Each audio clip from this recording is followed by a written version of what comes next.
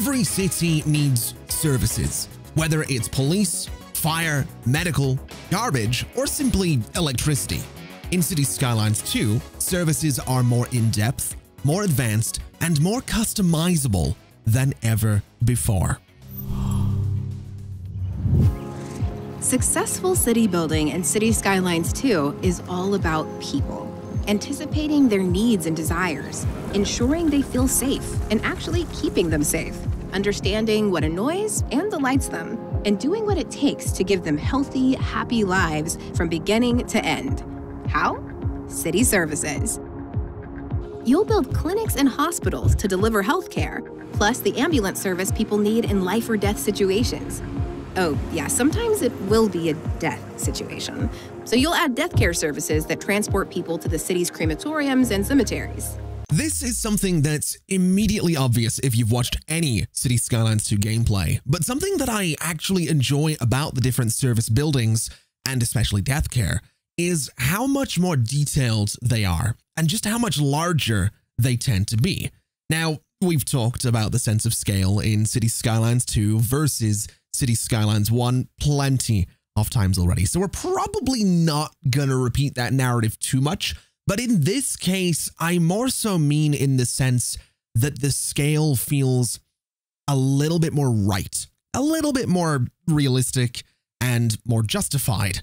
As we're going to see with schools in just a second, it no longer feels like you're just cramming hundreds of people or even thousands in some cases into a tiny corner of a city block.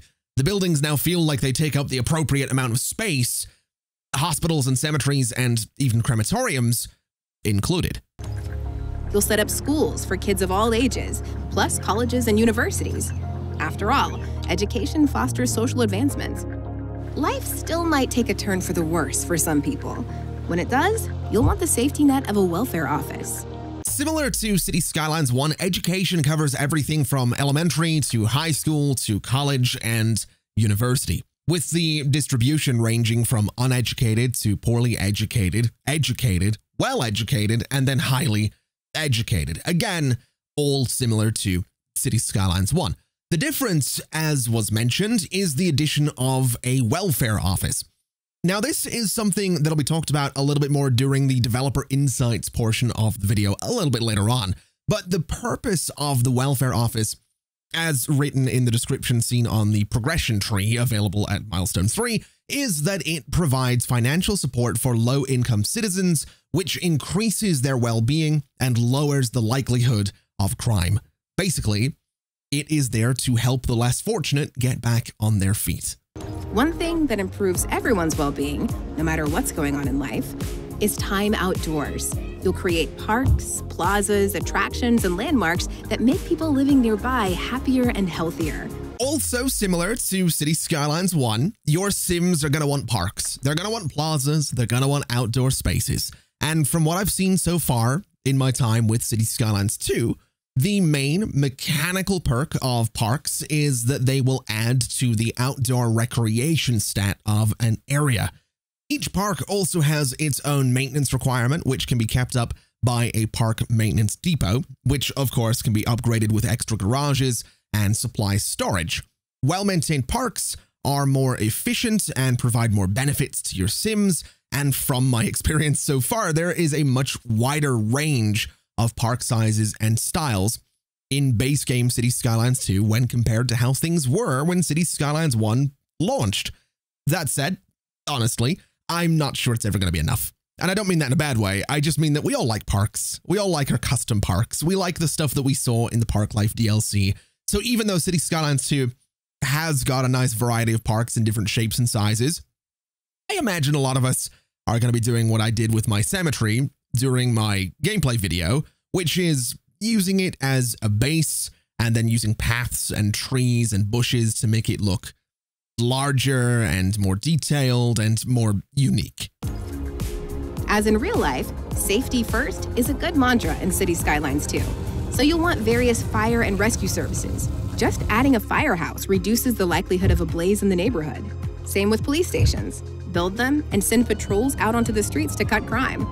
So we've talked about this before. and we're probably going to talk about it again. But I can't stress enough how much I love that there's a variety in the types of emergency vehicles based on whether or not you're using a European or North American map theme. And it's not just a change in the color or the livery on a vehicle, it's the model itself. The EU-style police vehicles look a bit like a Ford Taurus in the front and a Chevy Capri in the back, while the North American vehicles, the police vehicles that is, look a little bit more like a 2014 Dodge Charger. Obviously, for legal reasons, they are not those cars, just inspired by them, I would imagine. Communications is a new city service in City Skylines 2, helping you meet more essential needs. That includes the internet. Naturally, the easier it is to connect to the web, the happier everyone will feel and the more profitable the city's businesses will be. So I haven't actually played around with communications all that much in City Skylines 2, and honestly, even if I had, I wouldn't be allowed to talk about it just yet. So this is one of those fun times when I get to speculate a little bit and join in on all of that fun. To be brutally honest, based on what we've seen during the footage just now, it seems like communication will cover the postal services as well, which means that, once again, we're looking at systems from City Skylines that are being taken, expanded upon, improved upon, and turned into something that your Sims are actually going to need and want for their happiness in City Skylines 2. It's also worth paying attention to the fact that there was a mention of profitability of city businesses based on internet coverage. So right away, there's a huge benefit to making sure that your network goes everywhere and anywhere. And once again, I love the idea that the game is full of these different ways to just improve the efficiency of, well, just about everything. Of course, everyone relies on electricity, so you want to avoid long outages. They aren't just aggravating. Blackouts will prompt people to move out and force businesses to pause production, putting profits at risk. Keep electricity lines humming with sustainable energy sources like wind, solar, geothermal, and hydropower. Go old school with fossil fuels like coal and gas. There's always the nuclear option too. This is the most realistic city builder ever. So you'll need to deal with a lot of stuff. We're talking sewage. Gross? Yes. Necessary? Also yes. With a wastewater treatment plant, you can purify sewage and circulate water into your city's freshwater network. Or you can pump sewage into open waters and out of the network. One of the previous feature highlight or dev insight videos made mention of the fact that you can both import and export services to and from your city, and this includes electricity. In fact, it's something that I think I mentioned in my gameplay video as well. If you generate excess power, you can sell it to the region for a bit of a profit, and it's a great way to get some extra early game cash if you decide to build something like a small coal power plant, which, despite its name, is considerably larger than any of the starter power plants in City Skylines 1. Talking a little bit more about sewage, the water treatment plant is actually something you can get fairly quickly in City Skylines 2, should you spend the 2 required development points to unlock it. As mentioned, it will purify water and allow you, well, it'll purify wastewater and allow you to either circulate it back into the system, reducing the demand slightly on things like water pumps, water towers, and so on, or you can just dump the excess water back into the environment without polluting the waterways and the surrounding areas.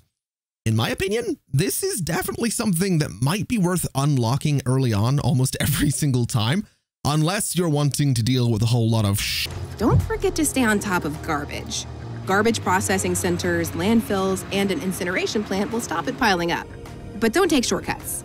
Air and water pollution can sink land values, harm the health of residents, and tarnish the city's appeal to tourists. Ready to introduce a city service? Previously, you only had to construct a city service building. When that service needed to cover a larger area or support more people, you simply constructed the same building again. Not anymore. Almost all city services can now be upgraded to scale operations and expand functionality. Much like we've talked about before with specialized industry, you apply the same methods of designating an area for your landfill sites. They're not just a little or large square anymore. You simply place the main building, you upgrade it if you like with things like trucks or a hazardous waste collection point that will improve the garbage processing speed, and then you go to town, making the actual landfill area as small or as large as you want it to be. The larger the site, the larger your storage capacity. And honestly, I like this a lot. More freedom to expand sites like this as and when you need them without just plopping a whole other building. It's nice. It's a really nice touch. It also means that you could, in theory, shrink the site as well if and when you go ahead and unlock something like an incineration plant or a recycling center. It just gives you more choices. You've got expandability. You've got the ability to bring it in a little bit when you don't need it as much. It's nice. It's customization, and that's a win. While city services make your city livable, they come at a cost. Balancing these costs and the very real needs of everyone in your city is the name of the game. The service economy balance is actually another thing that I've not really played around with all that much, but I do think service budgeting is going to make for some really interesting gameplay in Cities Skylines 2. And that's just because some of your services actually have two different sliders to play around with. In the case of roads or education, you simply adjust the budget, and that will determine the number of road maintenance vehicles or the graduation chance of your students, respectively. In the case of something like electricity, the budget will determine the output levels of your power plants. So basically how much power they're generating.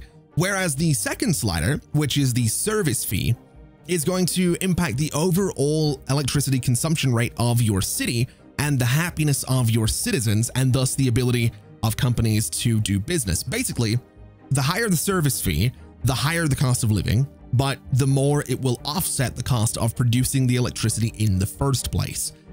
It's going to be really interesting to see what the sweet spots end up being in Cities Skylines 2, because it's not just going to be a case of setting your taxes to 12% anymore and going, well, that's me, that's my economy done. 12%, we are good. It's not like that anymore. There's a lot more to it. And it's exciting to think about once again, because I want to see what everybody else is going to do with this stuff. And once again, we come to the end of the feature highlights section of one of these videos, and we have a little bit to talk about before we move into the developer insights. For the most part, I think we've covered everything there is to say about the services specifically, but in the broad sense, and this is going to be something that I feel is probably going to be repeated throughout these videos because it's just a common theme with Cities Skylines 2. I just like the customization. I like how much you can sort of go in and say, this is specifically what I want to do with my garbage processing. This is specifically how much I want to upgrade my hospitals or my police departments. You know, you can have a central police department and upgrade it a bit with more, you know, garages or whatever else might get attached to those. Or you could say, hey, we don't really need, you know, to do that. Coverage in the middle of the city is really good. There's this little pocket over here that doesn't have good coverage. Let's just put a little small police station down there. I like that you have that option. Whereas in Cities Skylines 1, you just didn't. That was your only choice, was to place a second building somewhere rather than just upgrading the first one. It's nice. It's something I'm excited to see. It's something I'm excited to play around with more. And come September 27th, it's something that we probably will play around with a little bit more. And then obviously when the game comes out as well, we will play around with it a whole lot more. So let's go ahead and get into the developer insights portion of the video. I'm sure we're going to learn a whole lot more about everything we've seen thus far, and I'm kind of excited about that. And today we're going to talk about city services. Okay, I guess I can just go blah, blah, blah, something. Yeah, blah, blah, blah. In general, the city services are overhauled for Cities Skylines 2. This time you don't need to place so many separate city service buildings to cover your city because of the better pathfinding as well as the new city service upgrades.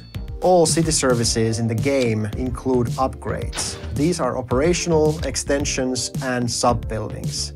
You can answer the different needs of the city by placing a new wing to your medical clinic that it'll add more patient places there, or a new ambulance garage, and so on. And so right away, we're getting clarification on the process of expanding your service buildings. You can add another patient wing to a medical clinic. You can add more garages to a medical clinic. You can also add extra garage space to things like fire departments as well. And that's something that I think is going to be huge for Cities Skylines 2. It has been huge in what I've played of City Skylines 2 thus far as well. And it's something that I'm really enjoying. It means that you have a little bit more variety in how those buildings look as well. One medical clinic doesn't necessarily look the same as another. It also means that one medical clinic doesn't necessarily have to serve exactly the same purpose. Obviously, it's healthcare at its core. But what I mean is that one medical clinic might not need space for as many patients. It might not need as many ambulances. And that's kind of cool. I like that. I like that you have that level of control and customization within your service buildings. We have updated the district tool for City Skylines 2. In City Skylines 1, the districts were painted using a paintbrush. In City Skylines 2, we have a much more accurate polygonal tool that you can use to shape and create districts. The brush tool was a bit inaccurate. We heard from players that some people had some gray hairs trying to create the perfect district shapes. So this time we're going to give them the tools to create exactly what type of districts they want. I'd be lying if I said that this didn't feel like something that was directed at me. I know it's not. I'm not that vain, but I have been a champion of the idea that a neat district is a happy district in City Skylines for a very long time. And so having some tools in the sequel that are going to make it easier to create neat districts and, more importantly, precise districts, because that's really what it's all about. A neat district is sort of by definition a precise district. It's just nice. It's just, again, taking something that we're familiar with and gone, how can we make this better? How can we make this more intuitive? How can we make this more user-friendly? And that's another theme that I think is carrying throughout all of City Skylines 2 thus far, from what we've seen, from what we've played, is that it is just more user-friendly.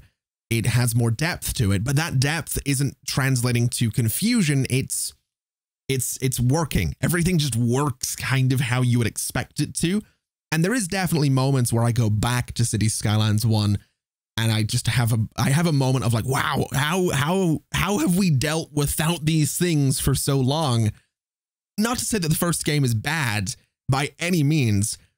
It's just kind of wild.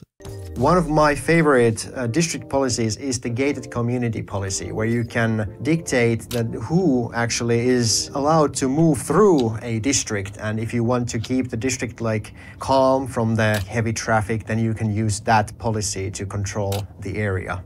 So I would imagine the gated community policy is probably replacing something like the Old Town policy in City Skylines 1. Obviously, the heavy traffic ban is pretty much what it, says on the tin. It does what it says on the tin. It's going to ban heavy traffic from going through your district. But we also have some other policies that we can see on screen at the moment. A combustion engine ban, relatively self-explanatory. It's going to ban combustion engine vehicles from coming through. Energy consumption awareness. I've got no idea, to be quite honest with you. I've not really looked too much at the policies myself just yet, but I would assume it is making people aware of how much energy they're consuming, and therefore they might consume a little bit less. Recycling is probably just encouraging recycling. Roadside parking fees are, again, pretty self-explanatory. It's going to charge people to park in the roads. And speed bumps, I would imagine, are going to slow people down in the districts. And honestly, that's a cool amount of control for a city district. I like that a lot. We can also see that the people in this district on screen are happy right at the top, which is good. So you get an overall sense of how the people are feeling in there. You can see how many households there are, how many residents there are. You might notice that just below the residents, the word residents, there's a little paw with 167 beside it. Yes, it's going to tell you how many pets are present in that district, which might mean that you want more dog parks. That's a thing.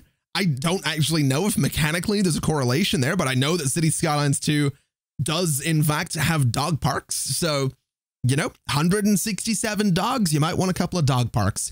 And then so on and so forth. You can also see what the local services are. So crematoriums, landfills, hospitals. And as we've seen previously, you can assign services to districts. So it's a lot. There's a lot more detail in the district view than there was in City Skylines 1. There's a lot more customization in the district view as well. And the district tool itself is just bigger and better and more precise. And that just makes me happy, because a neat district is a happy district. Keeping the riffraff away. That's basically what it is. In City Skylines 1, the land value was more directly affected by the city services and especially the parks. In City Skylines 2, the land value is affected by the citizens and companies' willingness to move to an area and pay rent there. You can indirectly control the land value by placing services that those specific agents need at that moment, and that will in turn make them more willing to live in an area and pay higher rent, and that will then affect the land value itself. This is another thing that we've talked about before. Land value being controlled a little bit more by your Sims as opposed to just you spamming 100 parks in a given area, or in my case, 100 custom parking lots that have maxed out stats. That was totally a thing that many of us did in City Skylines. Don't even bother telling me that you didn't. We all did. I like that there's that back and forth. I like that the Sims are going to move in and say, hey, buddy, I need this or I'm leaving, which is cool. It means that you can, in theory, go and zone anything anywhere. You could say, I want high density residential over here, and you're going to have some people move in and be like, well, it's cool that you built this tower, but it's terrible because there's no schools, there's no parks, there's no medical coverage, there's no policing, no fire. I like that that is going to be a conversation to have with your people. Obviously not literally, unless you want to roleplay being the mayor and holding little meetings, which, to be fair, that would be, well, that might actually be kind of fun, to be honest with you. Yeah, that might, you know, I'm not judging. I might actually have to do that. But regardless, it's a cool system. I'm actually excited to dive in and see how that works a little bit more, because I imagine there's probably a little bit more depth to it when you get your hands on and really put, you know, a solid 100, 200, 1,000 hours into City Skylines 2. I think there's going to be a lot of things that we're still discovering about this game, just in general. 6 months from now, 12 months from now, 2 years from now, I'm excited to see what we all turn up, basically. The road maintenance has a bigger role in City Skylines 2. This time the road condition doesn't only affect the speed of the traffic, but it also affects the likelihood of traffic accidents happening. So it's important to have an adequate road maintenance fleet so that they can keep the roads in condition. The road maintenance vehicles have two different models, one for the summer and then it switches to a snowplow during the winter. I love this as a detail. This was something that the game didn't need to do. I don't think anyone would have really complained if they didn't swap it out for a snowplow during winter. But I love that they do. I love that the seasons are going to be something to actually be aware of in City Skylines 2. I love that instead of just having a map that is covered in snow all the time, you do have to prepare for winter. And that is something that you're going to have to be sort of aware of in your first year, in your first cities, is that winter's coming, soon going to be cardigan weather. And, well, winter's coming, soon going to be snowplow weather.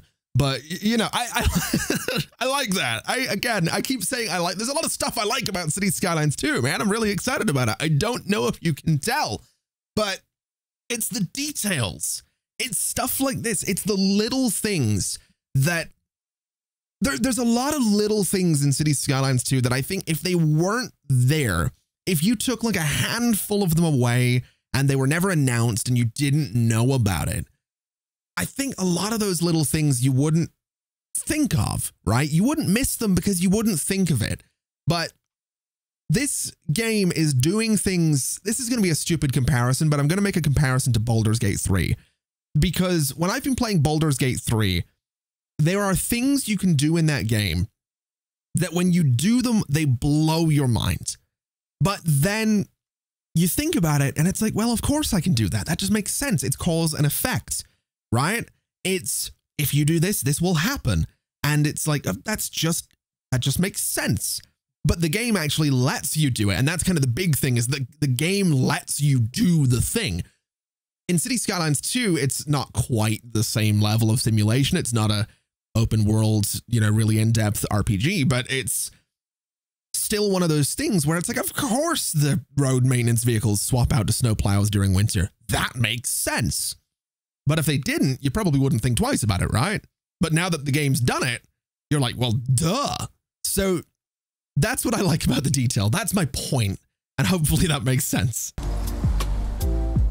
Citizen healthcare is an important part of your city to keep it functioning. The citizen happiness is dependent on their health as well as their well-being, so it's important to build enough healthcare in your city and provide them in the places that the citizens need it. The citizen death care, on the other hand, is something else. As with many other things in City Skylines 2, also the citizen death and death care have been improved on.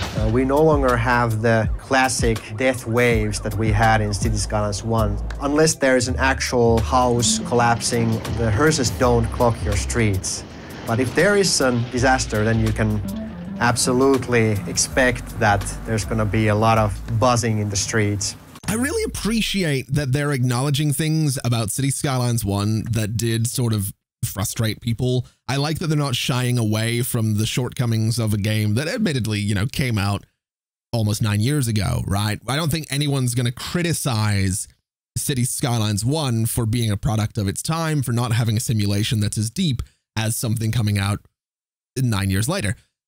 With that said, it does make me really happy that death waves are not necessarily a thing, and that there can be legitimate reasons that you will see an army of hearses come out of a crematorium or a cemetery or whatever it may be, such as a building collapsing. It's not a great thing to have happen, but it's nice that it's a reason for those to exist and go out and do their thing. So I'm glad that's gone. I'm not gonna lie. One of my biggest pet peeves in City Skylines was you build this beautiful city, you spend hours putting it together for your first few milestones, and then about 2.5 hours in, everyone dies.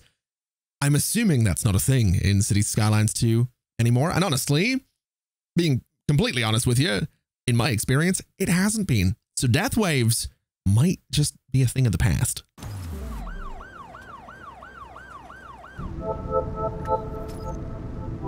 The garbage management has also been improved in City Skylines 2.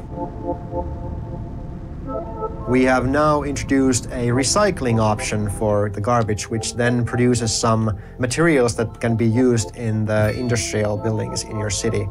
So once again, I've not actually played around too much with the recycling center in City Skylines 2, but I do love the idea that you can use a recycling center to produce goods for your industries. I like that there is a very genuine sense of recycling those goods into something that can be used elsewhere.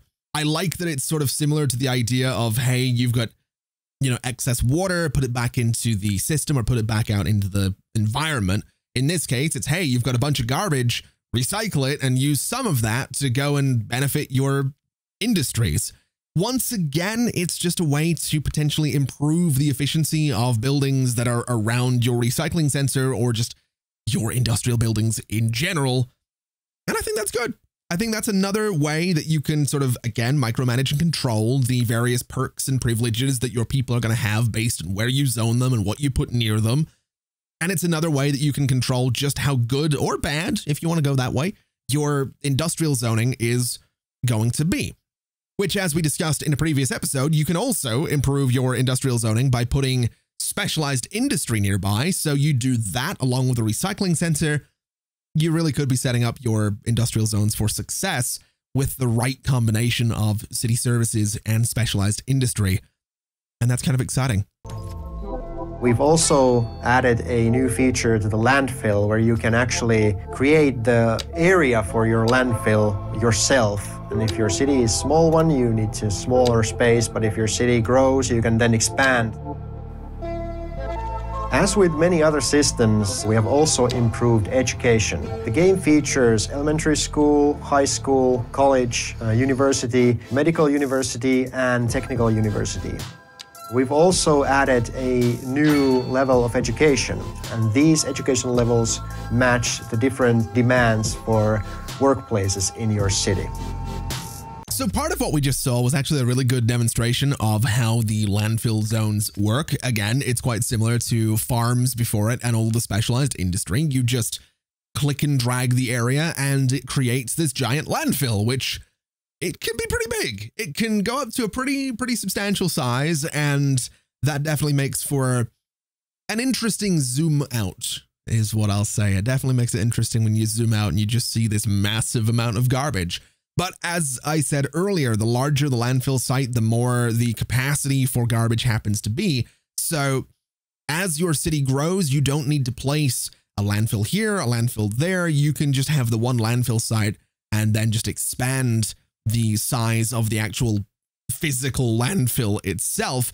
Or, as I said, if you build something like an incineration plant or a recycling center, as we just talked about, you can go ahead and bring the size of the landfill itself down a little bit and potentially reclaim some of that land for something else.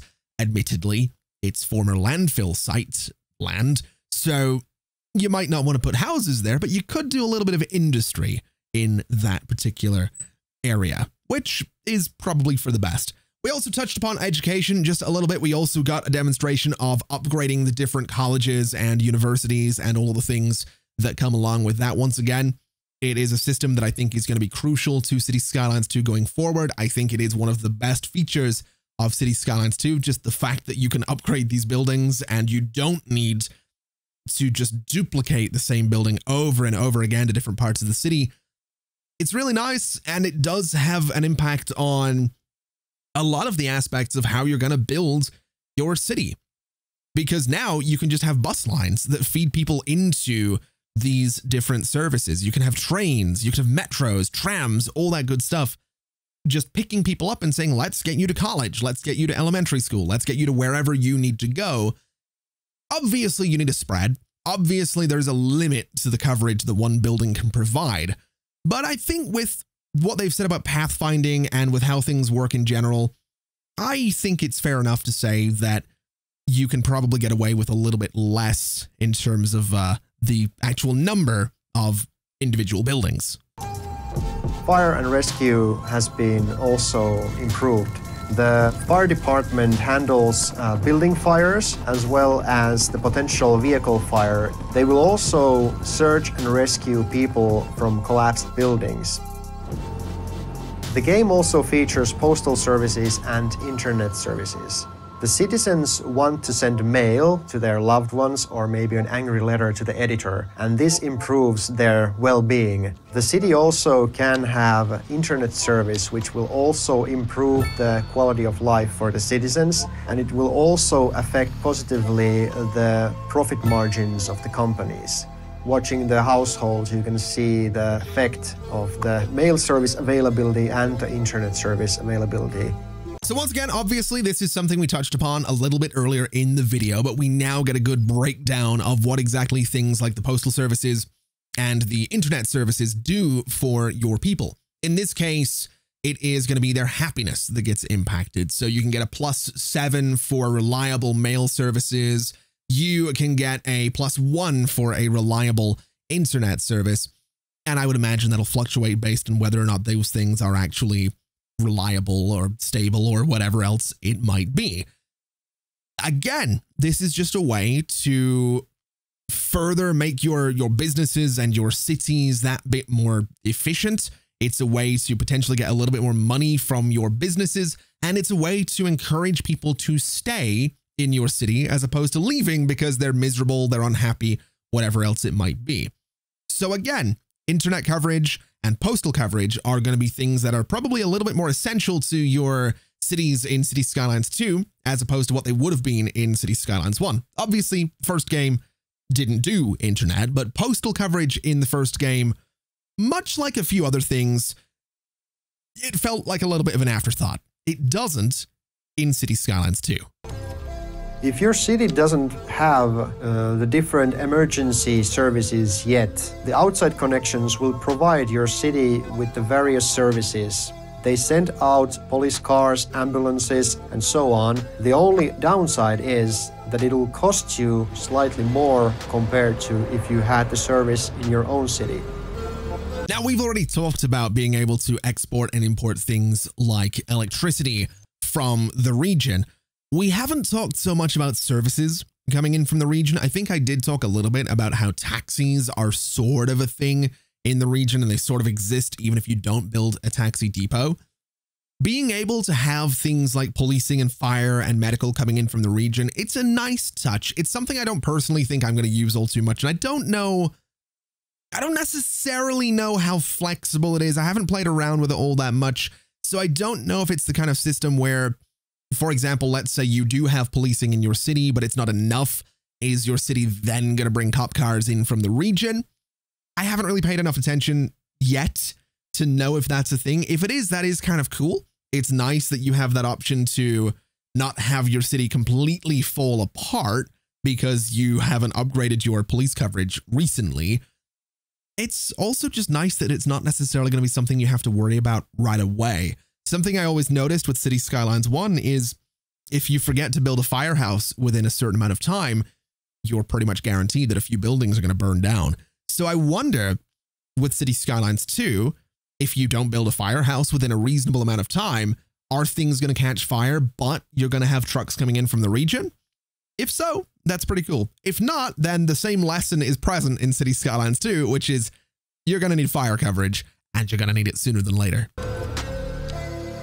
The administration category is an entirely new service category in Cities Skylines 2. It features City Hall, Central Bank, and Welfare Office. Welfare offices help citizens with low well-being.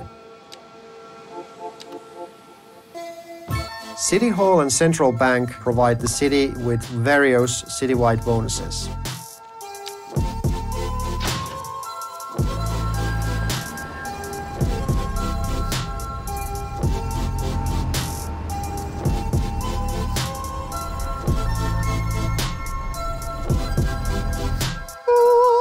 I can be more happy. Yeah, I can definitely be, because I'm like way too serious.